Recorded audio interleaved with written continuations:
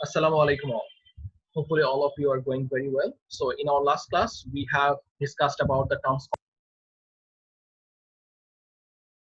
to explore on the very important aspects of human resource activities, that is to deal with service and benefits. So for sharing that particular issues, I'm just trying to share the slides to go our actual oceans of discussion. So here in that particular slide, you are just watching about just the areas what we have discovered or what we have explained in our last class. So in a very brief way, I'm going to explain about these other issues, and then after discussing about these other issues, then I will try to explore on the very expected area, that is the term service and benefits.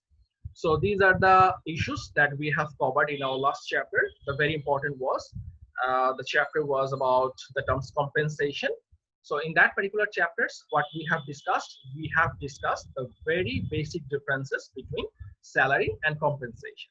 And we have said that salary is just the financial return that an employee gets for his continuations of employment. So that is just the financial return, and it should be always, it should be very direct.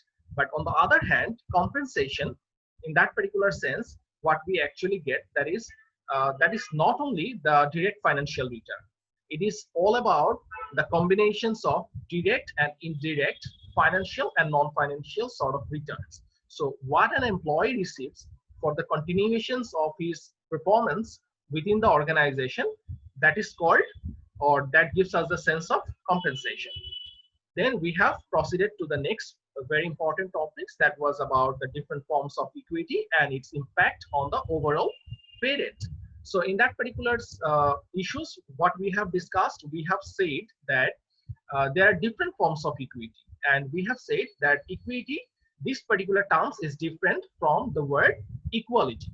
So equality always suggests for having the similar sort of recognitions to all the participants. On the other hand, equity says for the justice. So equity in that particular sense give us the four different categories of equity that we have seen in our last class, that equity are different in their forms. One is individual equity, and then that there is another one, that is external equity and procedural equity, and the other forms of equity that is connected with the particular concept of compensations. So how the thing is related to our basic concept of compensations. It is very related to our basic concept of compensation, because whenever we are going to develop our compensation for the employees, at that particular time, we need to think about these other issues. Because whenever we are going to set the compensation for our employees, at that particular time, we need to check how much amount is being given by the other competing organization, so that our employees can feel that we are having paid very equally with the other competing organization at least. So they should have the recognition, or they should have the sense that we are being paid well compared to the other organizations. Okay, and that will create their happiness, and their happiness will lead them to the productivity. So that's very important. And we need to also think about the individual equity or the internal equity. So that particular issues give us the sense that we need to compare the other issues with that particular designations or with that particular perimeter. That means whenever we are setting the compensation for a particular rank, at that particular time, we need to compare it with the other ranks, so that that particular employee can easily compare his contributions or her contributions compared to the other ranks or other particular positions employees. So that was about the individual equity. That was also about the procedural equity, or that was also about the sort of individual equity. So these are the forms of concept that give us the sense that whenever we are going to decide about the compensation, at that particular time, we need to think about their justice. We need to ensure the fair treatment with all the employees, so that it can bring happiness among the employees, which will ultimately lead towards the productivity for the organization. And we have also discussed about the process of pay rates. That means we have said about the different steps that we need to follow for developing the overall pay rate within the organizations. And this particular process starts its journey from the very beginning, that is salary survey. And we have said that salary survey is giving us the sense of external equity. We have also said about the second step of the overall process of developing pay rate, and that was about job evaluation. That was about internal equity. We have said in the step number 3 that was about bringing the different sort of category in the overall areas of ratings. So that was about our chapter number 6, and which was about the step number 3. So after that, what we need to do, we need to develop a wage curve in step number 4. And finally, what we need to do, we need to check whether we have completed all the previous activities correctly or not. So that was about fine tuning, and that was about the step number 5. And that was the last step for deciding about the compensations of an employee.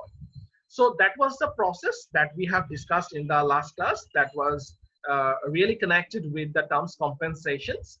But in our today's sessions, we will actually try to explore about the very important issues, that is service and benefits. So now the question arises, after giving an employee compensation, what is the requisitions, or what is the requisites of having service and benefits for an employee? So that is the question. Yes, the question is very simple, but the answer is very complex, because you know that in the present world, employees are not always satisfied with their compensation. They expect some sort of other benefits. They always try to compare their benefits with the other organization service and benefits. So that's the issue that forces an organizations to think about the service and benefits issues. Now the question is, what do we mean by these terms, benefits and service? Very importantly, benefits, these particular terms giving us the sense of indirect financial and non-financial payment that an employee receives from the organizations. I repeat, by these terms, benefits, we actually understand the forms of indirect return that an employee gets for his continuations of job. These forms of indirect return can be financial. These forms of indirect return can be non-financial. So in these overall chapters, we will try to explore the different aspects of these particular issues, that is benefits. Okay, and now the question is, what is service? Okay, and what is the basic difference between benefits and service? So in the terms benefits, we have said, or I have actually tried to mean that benefits is the indirect financial and non-financial return. But service, that actually gives us a sense that it is associated with benefits, and it actually facilitates the terms benefits. So service will work as a facilitating body of the terms benefits. So whenever an organization thinks to provide different sort of benefits to the particular employee or a group of employees, at that time the organization needs to facilitate these benefits for the employees, and for that reason they need to take the help of service. So these particular issues will be very clear whenever we will go to the actual options of our discussions, which we are going to explore right at this moment. So after the concluding of all these particular areas, then we will try to come back into that particular options and try to make this thing sure again. So now we are going to the actual options, what we have tried to cover today. So that is the terms benefits. And in that particular concept, what we are experiencing, there are different forms of benefits that an organization thinks or considers for the general employees within the organizations. So there are the different forms that we can see from our slides. The number one, that is supplemental pay. Okay, Number two, that is insurance benefits. Number three, that is retirement benefits. And finally, what we are seeing, that is executive services. Okay, now we are going to explore one by one. The first one that we are going to explore, that is our supplemental benefits, but it will be proceeded to the next particular slide. But before that, one very important issues that we need to address whenever we are going to think about our service and benefits at that particular time, we need to answer some very specific questions, and these questions include the particular slides. So the questions is like, which benefits we are like to offer or we are like to pay to our employees. That is the first thing that we need to address. At the same time, we need to address whether to include our retirees. That means the employees who have already retired from our organizations, whether we will address them or not. In the third very important questions that we need to address, how to finance the benefits.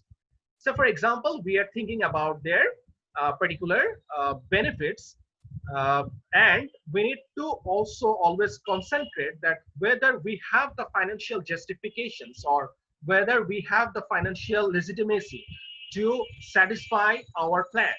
So that is another very important question that we need to address. At the same time, we need to think about our cost containment procedures. That means we will have to ensure their benefits for the employees' benefits, but from the HR points of view, we also need to think about the organizational interests. So we need to think about, or we need to calculate whether these service or benefits for the employees are actually giving us the sense from the organizational perspective. That means whether the organization has the financial capacity or whether the organization can contain its overall cost by ensuring the service and benefits. So this is another particular issues that we need to address from our service and benefits concern. And then what we need to do, we need to concentrate about who will actually be covered in that particular benefits or service area. That means whether we are going to ensure the overall employees within the organizations under the service and benefits, or we are going to a different category or different parts or specific one for that particular service and benefits. That is another questions that we need to address. So in that particular slides, what we are going to explain, that is very simple, that what are the questions that we need to actually give answer before setting our service and benefits issues. So if we are very satisfied with these other issues, then it will really give us the sense of proper service and benefits concern for the employees and for the organizations as well. So these are the issues that we need to concentrate. Yes, so now we are going to the actual categories or actual classifications of different forms of benefits. So the first benefit that we need to address, or the first category of the benefits that we need to discuss, that is about supplemental pay benefits. Now the question is, what is actually mean by these particular terms, that is supplemental pay benefits? The other name of these supplemental pay benefits is pay for time not worked. That means whenever an employee receives the amount not for his performance, not for his activities, not for his regular workload, rather for the time he spends within the organizations, that is giving us the sense of supplemental pay benefits, or we can say pay for time not work.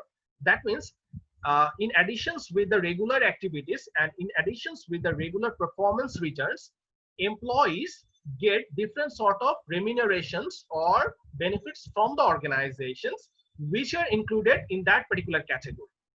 If I give you an example, then you will be really clear about these particular issues, that employees receive some amount for their sick issues, or employees receive some amount for their vacations and holidays. Say for example, a particular employee who is working within an organization, he might receive the payment for the whole month. But if we try to consider whether this particular employee has given the service for the whole month or not, then the answer will be very simple. So among the 30 days, probably he or she might have worked 22 or 20 days. Okay, because there were the issues of sickness, or there were the issues of weekly holidays, or some other programs, or some other national festivals. So there might have some other considerations within a particular month. But whenever the organization is paying money to that particular employee, the organization is considering the full-time issues for paying that amount.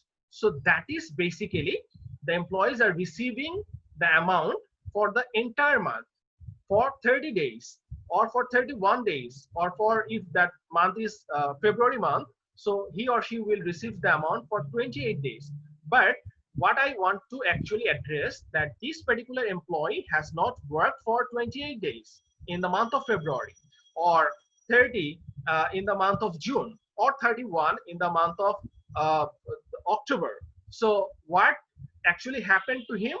He has continued his particular service for the remaining 22 or 20 days, and he is receiving his money for the overall 30 or 31 days. So that is the gap of 8 to 9 days, that is giving us the sense of pay for time not worked. So the organization needs to think about these particular benefits for the employees, and it actually giving us the sense of supplemental pay benefits. So under these supplemental pay benefits, there are different categories like unemployment insurance, sick leave, severance pay, vacations and holidays, parental leaves, and another thing, that is supplemental unemployment benefits. So now we are going to explore one by one, so that we have a clear idea about these particular issues that we are going to address: pay for time not worked. So that is the first issues under this category, pay for time not work, that is unemployment insurance.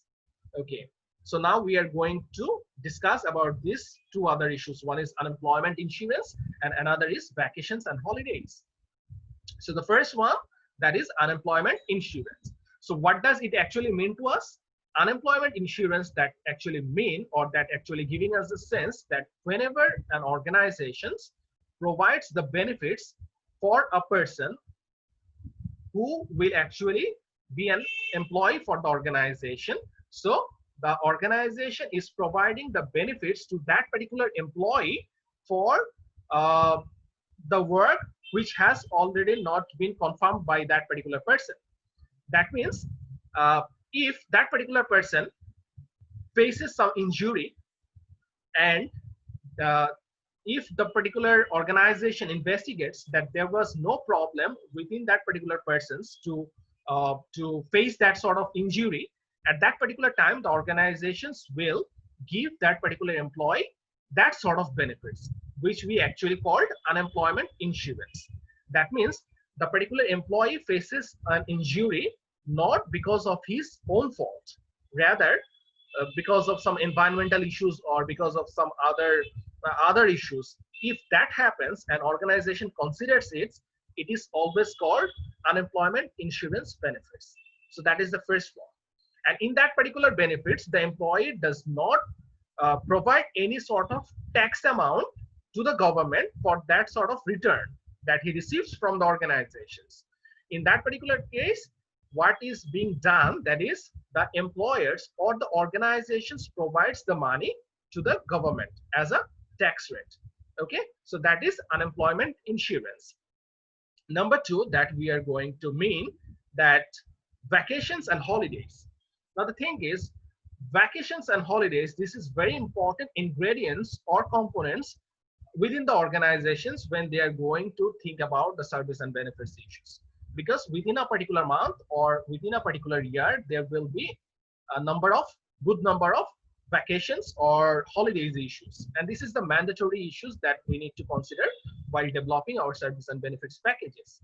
So we need to address these other issues, and we need to compensate, or we need to provide our employees benefits according to that. Okay, so the other organizations are following the same thing, and our organizations and our HR departments also need to concentrate these other issues for developing service and benefits. So this is another issues. Pay for time not worked. So this is giving us the clarified sense about our overall knowledge. Now we are going to our another very important thing, that is sick leave. So sick leave is a particular issues when an employee receives some sort of amount not because of her work.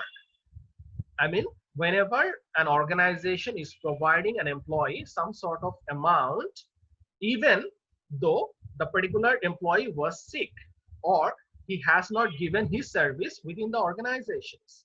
So this is the very common thing, and this is the very important thing that we need to concentrate whenever we are going to deal with service and benefits, and that is the terms sick leave. And in that particular issues, the organization needs to confirm that this particular employee is not trying to manipulate his sickness in different way.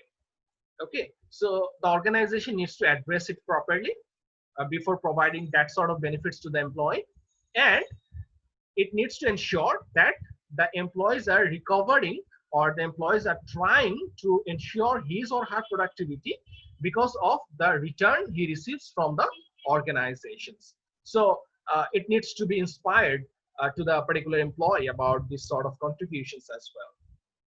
Another very important thing whenever we are going to discuss or deal with that pay for time not work, that is parental leave.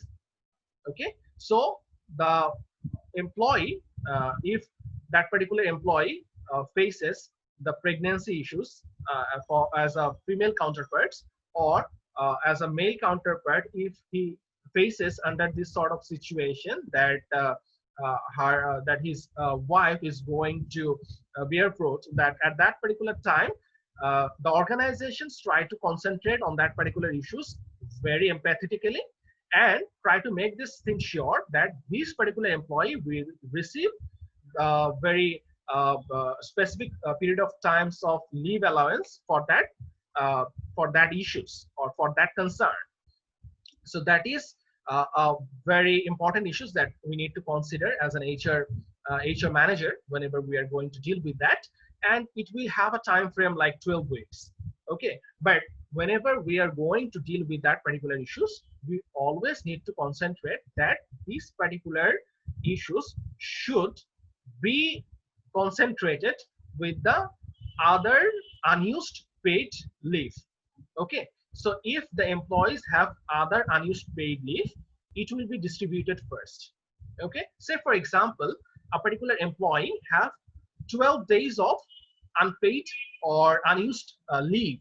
So for giving that sort of 12 weeks of leave for the parental issues, first the organization needs to concentrate on that 12 days. So within these 12 days, whenever that particular employees will conclude these 12 days, then the other days will be distributed to complete the overall time frame.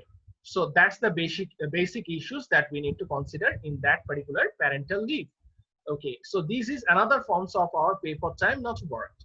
That means employees are getting payment, but they are not actually providing their productivity or performance or the time for the organizations. Rather, they are being paid from the organizations.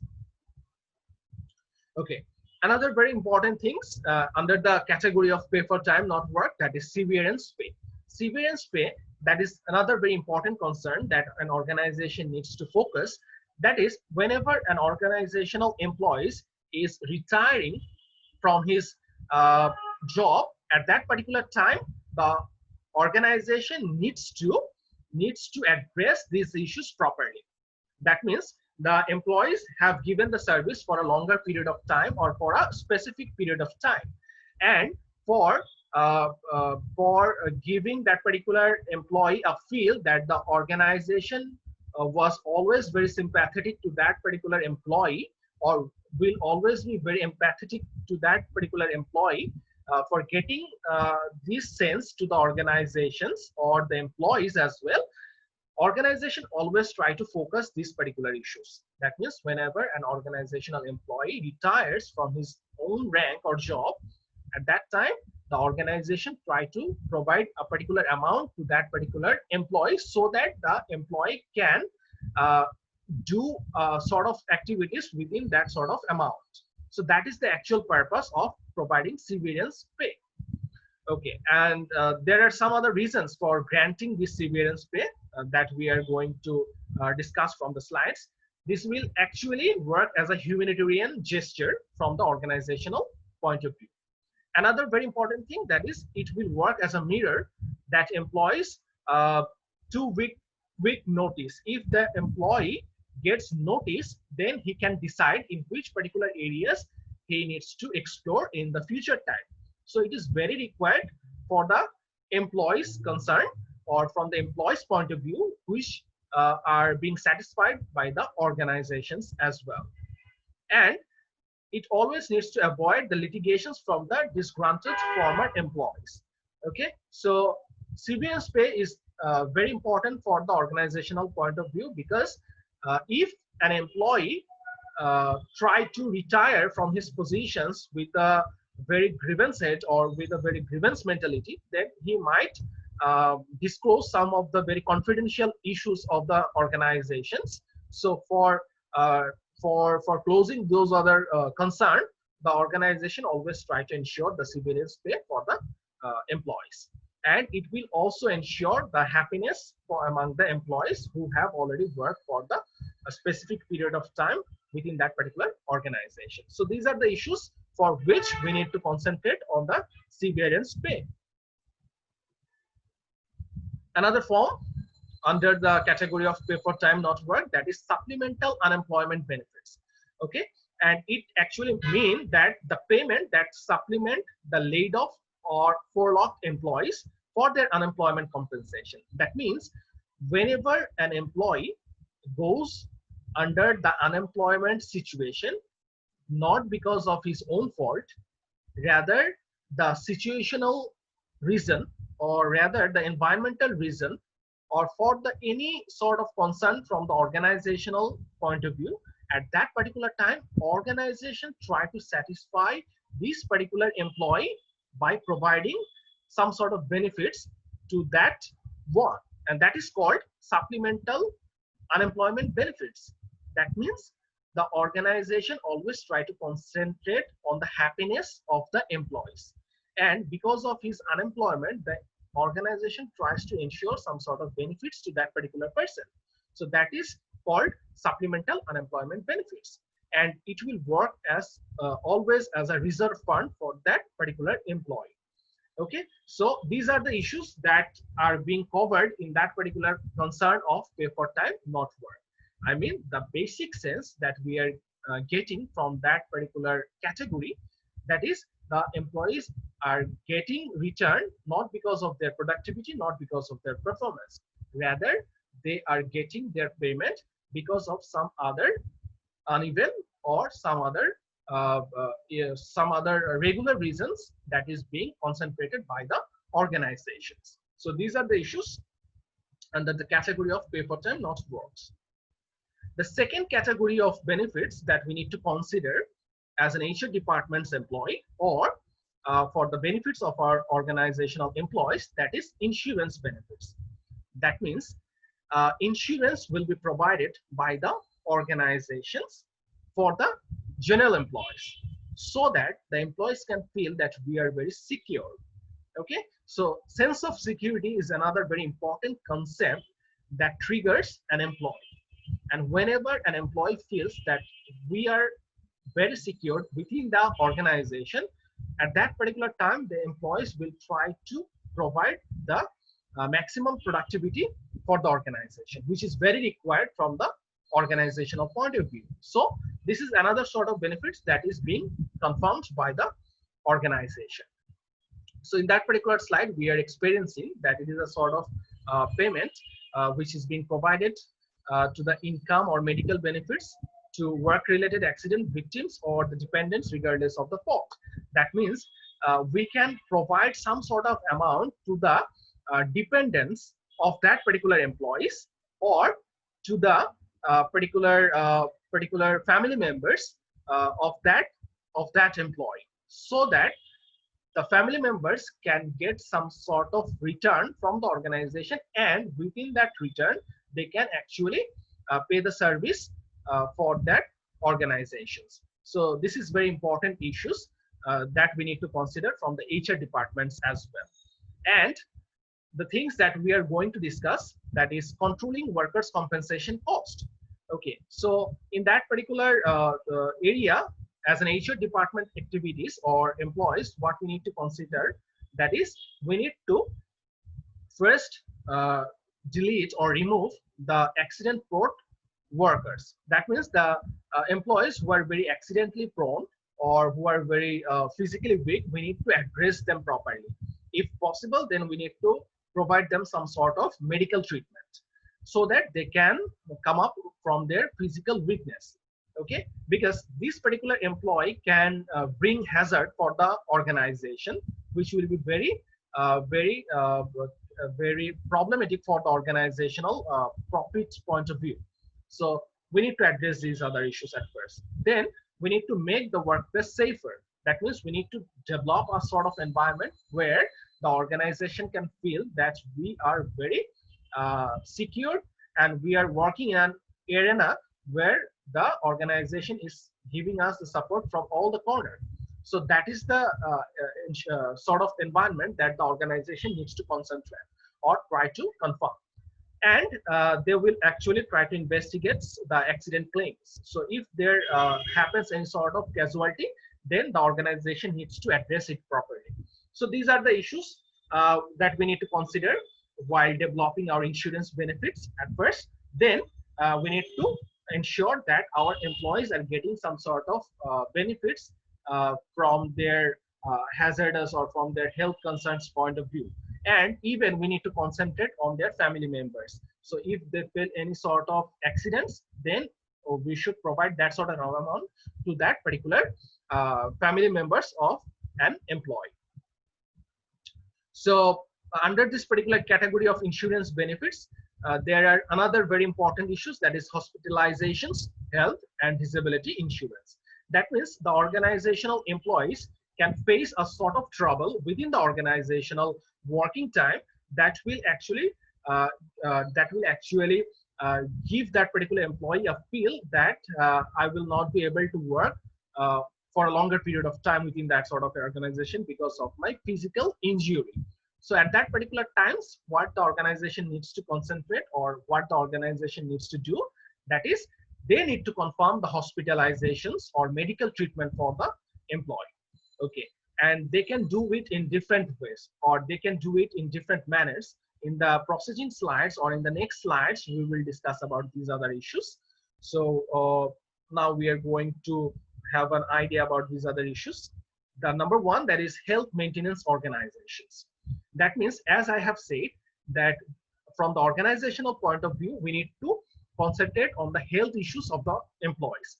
So for ensuring this service or benefits for the employees, what we need to do, we can assist or we can appoint a particular team or particular body who will actually monitor the physical conditions of the employees. And if they feel or experiences that there might have some possibility of accidental issues among the employees, then they will try to recover it. Okay, so if the things are being done by a third party, then we will call it health maintenance organizations. Okay, so sometimes organizations can appoint a third party or the medical practitioners within the organizations to satisfy this concern of the organizations. That is called health maintenance organizations.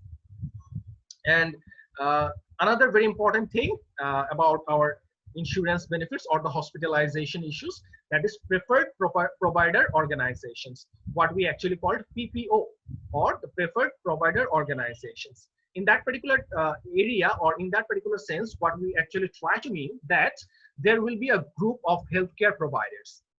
There will be a group of healthcare providers and they will work in a combined efforts.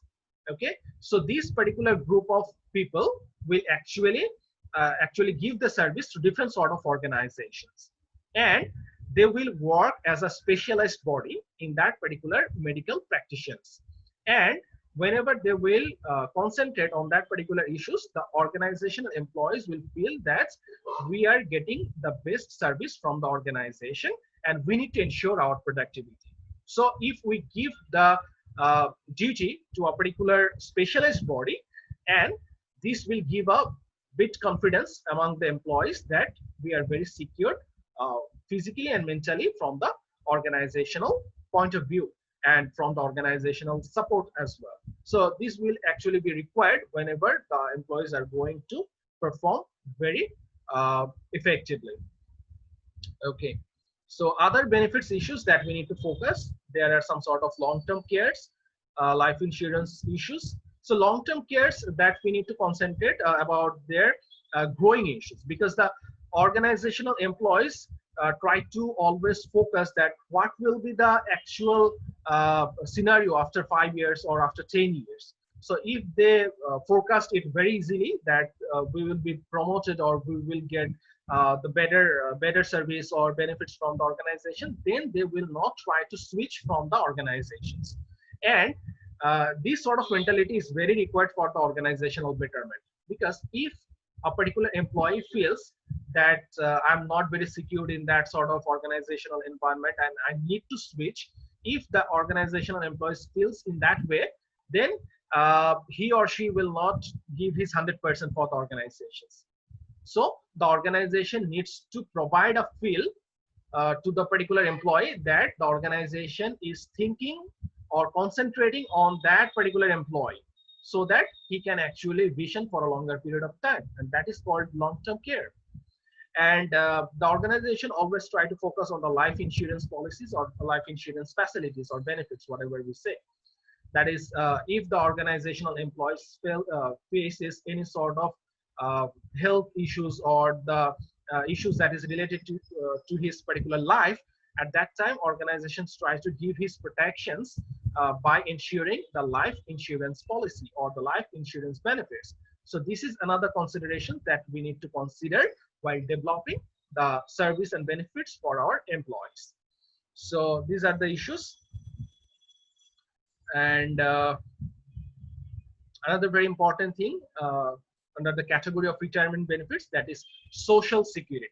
So you know that in our budget there is another sort of category that is called social safety nets. That means the government is concentrating on those peoples who are living in a very remote places, or who are not maintaining their standards of life by their own. So the organizations or the government is always try to focus on their betterment. So that is the social safety net programs. And on the other hand, the organizations try to concentrate on that particular issues of social security. And it will also try to focus on those particular employees who are going to retire after a specific period of time. That means an employee has given service for a longer period of time and now he is ready for his retirement. At that particular time, the organization needs also to concentrate on their betterment, so that they can quit from that particular organizations with a very happier mind. So that's the issues of social security benefits. Okay, so an amount paid by the employee or the employer on their employee wages. So these sort of contributions can come from the employee and the employers as well. Okay, and in our country, the retirement age for the general sort of services, that is 65. And after that, the employee retires from a governmental jobs and he receives some sort of amount as a pensions or the retirement benefits from the organizations, which has been contributed by himself or herself, and also from the organizational return. So that's the issues that we need to concentrate while developing our service and benefits issues. Okay, so these sort of pensions, or whatever we say about the retirement benefits, it can be different. It can be different forms, or it can be under the different categories. Number one is defined benefits plan. Number two is defined contribution, qualified plans, and non-qualified plans. So these are all forms of categories that we can get from our pension or retirement plans. So defined benefit plans, in that particular area or in that particular category, what an organization try to confirm, that is, they try to develop a particular formula, and within that formula they try to calculate the amount which will be received by a particular employee. That means if an employee works for 10 years, he will get more amount compared to those employees who have not worked for 10 years within that particular organization. So the organizations will try to develop a formula, and this formula will give the return to that particular employee who is going to retire from that organizations. And another very important thing under the category of pension plans, that is defined contribution plans. In that particular area or in that particular blocks, what we actually try to mean that the organizations will try to develop a particular amount for the employee who is going to retire, but these contributions will come from both the ends, from the employee and from the employers. That means the organizations will save some sort of amount from the employees benefits, or we can say that employees compensations. Okay, so they will try to deduct some sort of amount from the employees compensations from the very beginning of his continuations of job, and along with this money the organizations will try to supplement some sort of amount which will actually give the employees very good return whenever he is going to retire from his particular organizations. The other forms of category that we are experiencing from this particular slide, one is qualified plans, another is non-qualified plans. These actually giving us the sense that whenever an organizational employee gets some sort of other benefits, like they are not getting the financial return from the organizations, rather they are being paid by the equity or by the share, that is called the qualified plans. Or if the organizational employees give some sort of return from the organization as a some sort of cafeteria plan or some sort of other sort of benefits, that will be called non-qualified plans. So these are the different forms of category that we are experiencing right in this block. So these are the different forms of pension plans that an organization tries to develop for the employees' betterment. And there are some sort of defined contribution plans in the first category. So the organization can think about 401. That means 401 actually means the forms of equity that has been shared by the organization for the employees and for their ownership within the organizations. And it can be in different forms of savings and thrift plans. It can be profit sharing plans. So the organization can think about sharing their profit within that particular employee, so that the organizational employees can feel that we have a sense of ownerships within that organization. So they can also share the profit for the employees, and they can also share their stocks, as I have said. So it is called ESOP, that means Employee Stock Ownership Plan. So it has been abbreviated by the terms ESOP, ESOP. Okay, so these are the sort of benefits that the organization considers whenever an employee is going to retire from a particular job or from a particular post. So there are some sort of other personal benefits that the organization needs to concentrate while developing service and benefits. So among them, the very important one, that is credit unions. That means the organization is going to develop team feelings among the employees. That means employee will develop a team within the organizations, and there will be a team leader who will be called the credit union leader or the trade union leader. We will actually discuss this particular concept in our next chapter, but as this has been shown in this chapter, so I'm going to give you a particular idea that what is that particular personal service. That it actually means that the organizations will try to develop a union for the employees, and if the employees feel any sort of problem within the organization, then this particular union will work for their interest, for their betterment. So that is called credit unions or the trade unions, and these will actually look after their personal or legal financial services. I mean, they will actually try to look after the legal and personal services for the general employees. They will also make their voice allowed for the child and elder care referrals or the adoption assistance, mental health conditions, or the live events planning. So I mean, in that particular area, what we are trying to actually mean that by these personal services, the organizations try to ensure a particular union for the employees, and this union will always try to nurture the interest of the employees, and they can make their voice loud for the interest, for the common interest of the employees or the general employees. So there are the different sort of assistance programs that has been confirmed by the credit unions or the trade unions. So these are the four different sort of programs or the four different sort of steps that the credit unions or the trade unions tries to focus. So number one, that is develop a policy statements. That means for regulating these sort of credit unions, there should have always been a policy, and all the employees needs to follow this policy. And number two, that is ensure professional staffing.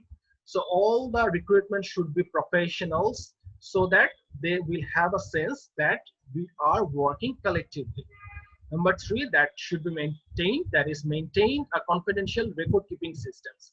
That means all the information should be kept confidential so that it does not have any uh, uh,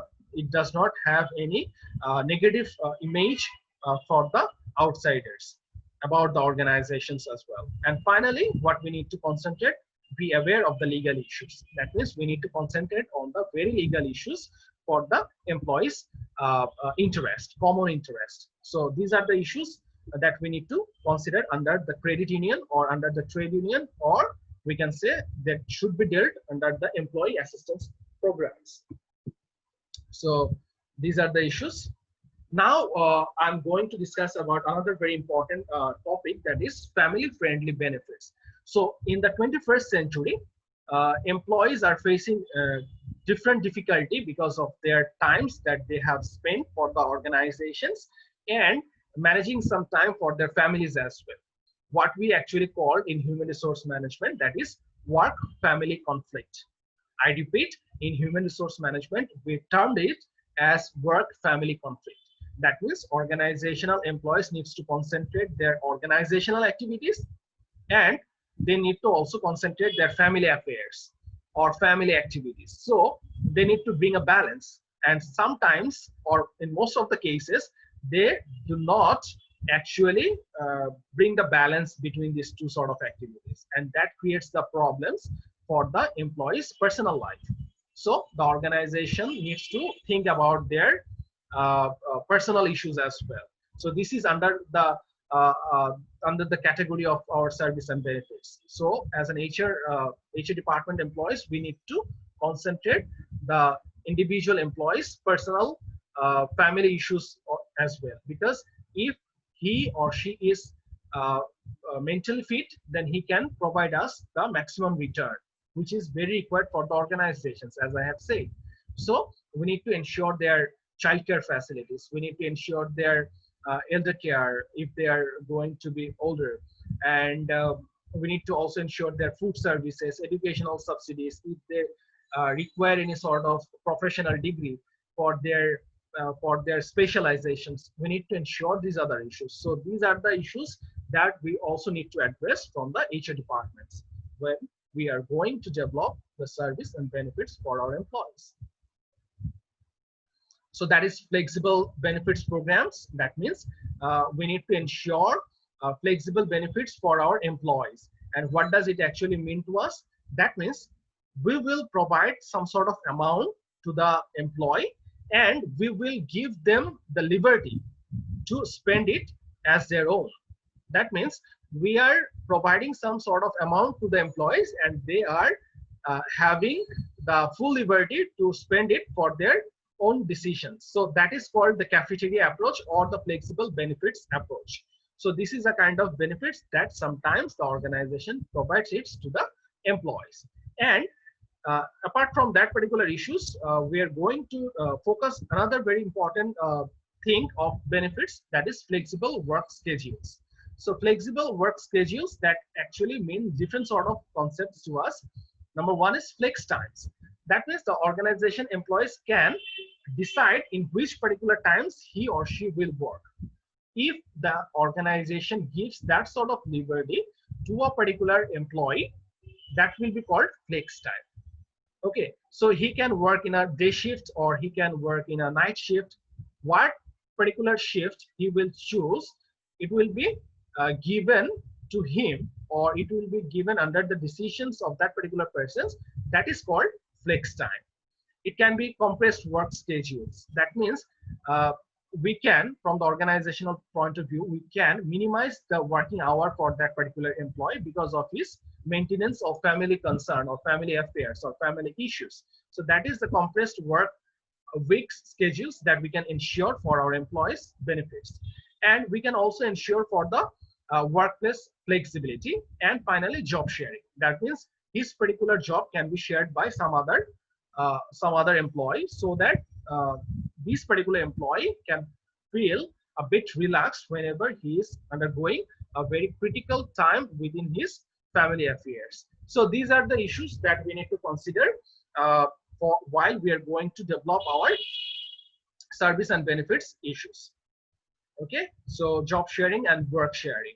So these are the issues that we have discussed in that particular chapters. Now we are going to the learning outcomes. In that particular chapters, I have seen it at the very 11th hour.